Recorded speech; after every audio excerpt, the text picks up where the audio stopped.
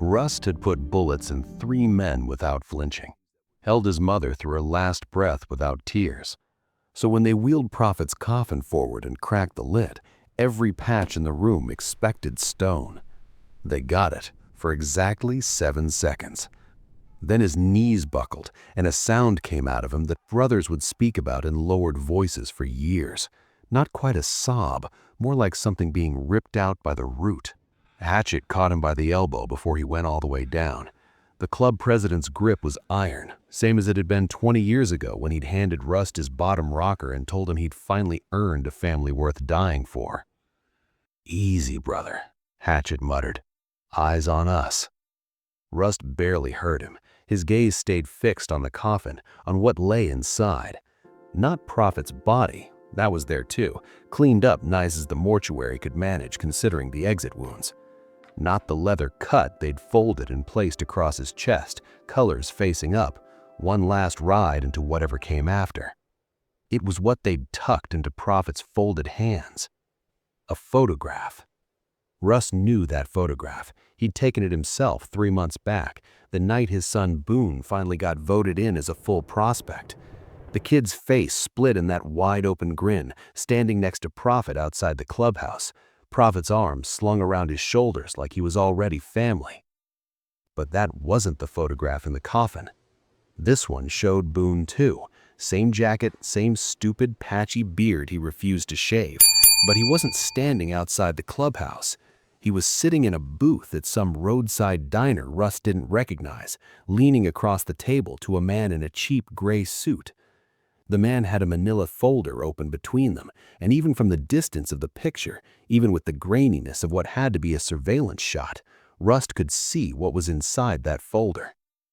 Documents, the kind with federal letterhead. His son, his blood, talking to a Fed. And Prophet who'd been executed 4 days earlier in the storage yard behind the clubhouse, Prophet who'd taken 2 rounds to the chest from Hatchet's own gun after Church voted him out as a rat. Prophet had known. The rest of the funeral passed in fragments. Rust stood when he was supposed to stand, sat when everyone else sat. His lips moved during the Lord's Prayer because enough of the old-timers still expected it, but no words came out. He kept seeing Prophet's face from that last night. They dragged him out of his trailer at 2 in the morning, the whole club rolling up on him like an invading army. Prophet hadn't run, hadn't even looked surprised. He'd stood there in his jeans and undershirt, feet bare on the cold concrete, and he'd looked at Rust with something that wasn't fear. It was permission. Rust hadn't understood it then. He thought Prophet was just accepting what he'd earned, the price of betrayal, the only way a rat leaves the club. He'd stood in that circle with his brothers, and he'd raised his hand when Hatchet called the vote. Guilty. One voice to the contrary would have meant a second trial, a chance to hear Prophet's defense. But Rust's hand had gone up with the rest, because the evidence was solid, and because he'd trusted Hatchet, and because some part of him, the part that loved Prophet like blood for 22 years, hadn't been able to stomach the thought of drawing it out. Better quick, better clean. So he'd told himself. The wake was at the clubhouse because Prophet didn't have anywhere else. No wife, no kids, no family except the one that killed him. Just a brother who helped him die. Rust stood by the bar with a whiskey he wasn't drinking, watching the patches mill around, trading Prophet stories like baseball cards. Remember when he rode through the hurricane outside Biloxi? Remember when he talked that sheriff out of searching the van? Remember when he took a blade for Tiny during the Reynoso beef and never even mentioned it after? Good stories, true stories. None of them mentioned the storage yard, the vote, the sound Prophet made when the first bullet took him, which wasn't a sound at all, just a long exhale, like he'd been holding his breath for years and could finally let go. You ever notice how the worst betrayals always look like loyalty at the time? Rust had been so goddamn sure he was doing the right thing, honoring the code, protecting the club. He'd looked Prophet in the eye and raised his hand and told himself that was love too, maybe the only kind that mattered when the stakes were this high. If you've ever convinced yourself that hurting someone was for their own good, or worse, for everyone's good, you know exactly how that lie sits in your chest, like a second heartbeat, like something that's been waiting for you to be still enough to feel it. The photograph was still in his cut pocket. He'd taken it from the coffin while Hatchet wasn't looking, slipped it free from Prophet's cold fingers and tucked it away like a thief stealing from the dead. Nobody saw. Nobody knew. Except whoever put it there. Rust ran through the list in his head. The mortuary wouldn't have added anything without club approval. Hatchet had handled the arrangements personally, which meant either Hatchet had planted the photo, a test maybe, or message, or someone else had gotten to the body first. Either way, Rust was staring down a hole with no visible bottom. He found his son out back, smoking by the empty fire pit with 3 other prospects. Boone looked up when Rust approached, and for just a second, less than a second really, just a flicker, something passed over his face that hadn't been there before. Wariness. The look of a man calculating distance. "Hey, Pop." Boone's voice was steady. He'd learned that much at least. "Hell of a service." "Yeah. You good? Saw you get wobbly in there. People are talking. Let 'em." Rust stood there, looking at his son, trying to see the boy he'd raised underneath the man staring back. Boone had his mother's eyes, Roxanne, dead now 8 years from the cancer, and her stubbornness too. He'd come to the club late after trying the straight world and finding it didn't want him, and Rust had welcomed him like the answered prayer he'd never known he was making. His son, his blood, his legacy. Talking to feds. "Prophet ever say anything to you?" Rust asked. "Before?" Boone's eyes didn't shift. "Like what?" "Anything. You two were close there for a while."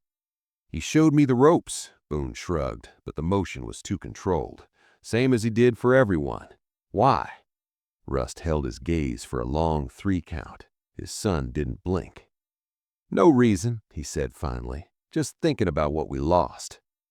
He rode that night. Didn't tell anyone where he was going. Just swung his leg over the shovel head and let the engine make the only sound he could stand to hear. The roads opened up outside of town. Black ribbon under a black sky, and Rust pushed the bike until the wind felt like something solid, something he could lean into instead of through. Prophet had taught him how to ride. That first summer, back when Rust was still just Randall from Tulsa, running from a warrant and a woman and a whole life that had turned to ash the moment he'd put his stepfather in the ICU. Prophet had found him at a truck stop outside of Amarillo, half-starved and looking for trouble, and he'd said, "You want to keep running, or you want to learn how to ride?" "Same thing," Rust had said. Prophet had just smiled. Not even close. We all pretend we're one thing while being another. Rust had spent 2 decades believing he was the club's iron hand, the enforcer who did what needed doing without hesitation or regret. He'd worn that role like a second skin, let it calcify over the parts of himself that might have once been soft enough to question. But Prophet had seen through all of it. Prophet had known what Rust really was underneath the leather and the reputation. A man who loved his son more than his code, who would have burned the whole club down if it meant keeping Boone alive. So Prophet had done it for him, taken the fall, eaten the bullet, died with that photograph in his pocket, probably planning for this exact moment, the truth coming out just late enough that Rust couldn't save him, just early enough that Rust might still save his son. If you've ever had someone love you that much, you know how it feels. Like drowning and burning at the same time, like finding out the ground you'd been standing on was never solid, just someone else's hands holding you up.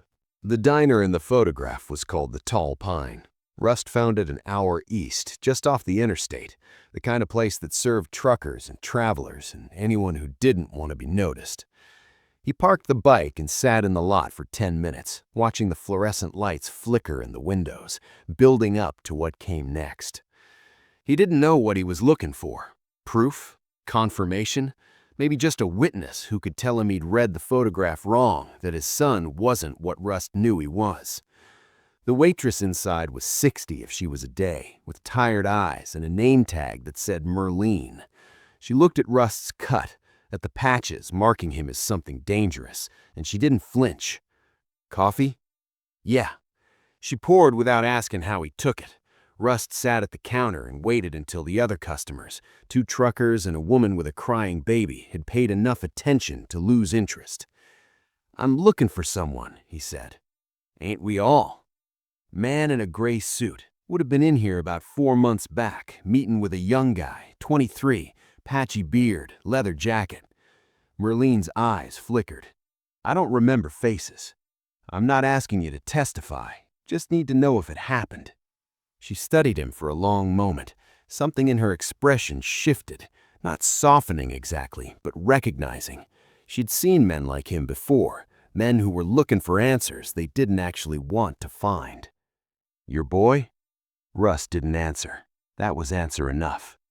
"They were here," Merlene said, 3-4 times over a couple months. The suit bought the kid breakfast, always sat in the back booth, always talked low. I figured it for a parole thing at first, but then your friend started showing up too." Rust's blood went cold. "My friend?" "Big guy, bald, had a scar like this." She traced a line from her eyebrow to her jaw. "He came in about 2 months back, sat in the booth after the kid left, talked to the suit for a long time." Profit. That was profit. What did they talk about? "I don't eavesdrop on customers." "But you remember." Merlene sighed, put the coffee pot down, leaned in close enough that Rust could smell the cigarettes on her breath. "Your friend offered the suit a trade," she said. "I didn't hear details, but the suit walked out of here smiling, and your friend looked like a man who'd just signed his own death warrant." She straightened up, grabbed a rag, started wiping the counter, paid his tab, left a good tip, never saw either of them again. Rust rode back to the clubhouse as dawn broke red over the desert. He'd put the pieces together now, and they formed a picture that made him want to tear his own heart out just so he wouldn't have to keep feeling it. Boone had gotten in over his head, picked up for something stupid probably. The kid had a habit of cutting corners, and the feds had made him an offer. Flip on the club, walk free. It was an old story, one every club dreaded, and Boone was too young or too scared or too something to say no. Prophet had found out. God knows how. The man had sources everywhere, favors owed in every shadow, but he'd found out, and instead of bringing it to church, instead of letting the club handle Boone the way they handled rats, Prophet had done something impossibly stupid. He'd gone to the feds himself, offered them a bigger fish, told them whatever they needed to hear to get Boone off the hook. And then he'd let the club believe he was the rat, let Hatchet and Rust and everyone else vote him guilty. Let them put 2 bullets in his chest while he stood there in his bare feet, looking at Rust like he was saying goodbye and "I'm sorry" and "you're welcome" all at once. Hatchet was waiting for him in the lot when Rust pulled in. The president stood by his own bike, arms crossed, watching Rust dismount with the patient attention of a man who'd already decided what came next. "You been riding all night. Couldn't sleep. Understandable." Prophet was... Hatchet paused. He was a lot of things. "Yeah." "Rust." The president's voice dropped. "The photograph in the coffin." So Hatchet knew, maybe had known all along. Rust didn't say anything. He'd learned decades ago that the first one to speak in a conversation like this was always the one who lost. "I put it there," Hatchet said. "Thought you should know what Prophet did for you, for your boy." "Why?" "Because you voted. When the evidence came in, when I called church, you could have asked for time, could have demanded we dug deeper before we acted, but you voted with the rest. You trusted the club over your brother." Hatchet's eyes were cold, but not cruel. "I wanted you to understand what that trust cost." Rust felt something building in his chest, pressure, or maybe just the weight of every lie he'd ever told himself finally coming due. "You knew he wasn't the rat." "I knew the feds had someone inside. Prophet came to me, told me it was him, said he'd rather die in the club than live outside it. I didn't dig any deeper." Hatchet shrugged. "The club needed a sacrifice. Prophet volunteered. The feds got their headline, we got our house cleaning, and your boy gets to keep prospecting like nothing happened." And if I'd asked for more time, then I would have found out about Boone, and we both know how that would have ended. The president let that hang in the air, let Rust feel the full shape of what Prophet had bought with his life, not just Boone's survival, but Rust's soul, the chance to stay ignorant, to remain the man who'd never had to choose between his club and his blood. Except now he knew. "What do you want me to do?" Rust asked. "That's the question, isn't it?" Hatchet turned toward the clubhouse. "Prophet solved the problem. The feds are off our backs. Boone's clean now. I made sure of it. Called in favors. Got the whole thing buried. As far as anyone knows, we caught our rat and put him down. Case closed. So you're supposed to decide what kind of man you are." Hatchet turned toward the door. "Prophet died believing you'd protect your son, whether that means keeping the secret or putting a bullet in the boy who got him killed. That's between you and whatever you pray to." He went inside. Rust stood in the lot for a long time. The sun rose higher, burning off the last of the night, and the world carried on like nothing had changed. Bikes in the lot, patches moving behind the windows, the smell of coffee and exhaust and leather. He pulled out the photograph, looked at his son's face, young and stupid and so goddamn eager to please. Looked at the Fed across the table, the man who'd seen weakness and reached for it. Looked at the evidence of a betrayal that should have ended with Boone in the ground, but it ended with Prophet instead. The road doesn't care about your reasons, only your choices. Rust had written that truth for 20 years, letting it justify everything he'd done in the name of the club, the brotherhood, the code. He'd told himself that the lines he walked were straight, that the hands he raised were righteous, that the bullets he'd put in men had been earned. But Prophet had looked at the same road and made a different choice entirely. He'd seen Rust's son headed for destruction, and he'd stepped into the path. Not because Boone deserved it. The kid was a rat, after all, no matter his reasons, but because Rust was his brother, and some debts can only be paid in blood. That was the thing about love, the real kind, the kind that didn't ask for credit or acknowledgement. It didn't care whether you deserved it. It just gave. Rust found Boone in the bunk room, still asleep, sprawled across a cot like he didn't have a care in the world. He stood over his son for a long moment, watching the rise and fall of his chest, remembering the baby he'd held 23 years ago, the boy who'd run to him with skinned knees, the teenager who'd promised his dying mother he'd be good. He thought about the gun on his hip, the vote he could call in church, the truth he could tell, and the justice it would demand. Then he thought about Prophet, standing in that storage yard in his bare feet, waiting for death with something like peace on his face. "You want to keep running?" Prophet had asked him once, "or you want to learn how to ride?" Rust finally understood the difference. He tucked the photograph back into his cut, turned and walked out into the morning light. His son would wake up soon, would eat breakfast with the club like nothing was wrong, would spend years never knowing how close he'd come to dying or what it had cost to save him. Maybe that was its own kind of punishment. Or maybe, and this was the thought Rust would carry for the rest of his days, the one that felt like Prophet's hand on his shoulder, maybe some truths were too heavy to share. Maybe the real burden wasn't carrying the secret, it was becoming worthy of it. He climbed on his back, kicked it to life, and pointed himself toward the horizon. Behind him, the clubhouse shrank in his mirrors. Ahead, the road unspooled like a confession, endless, unforgiven, and utterly free.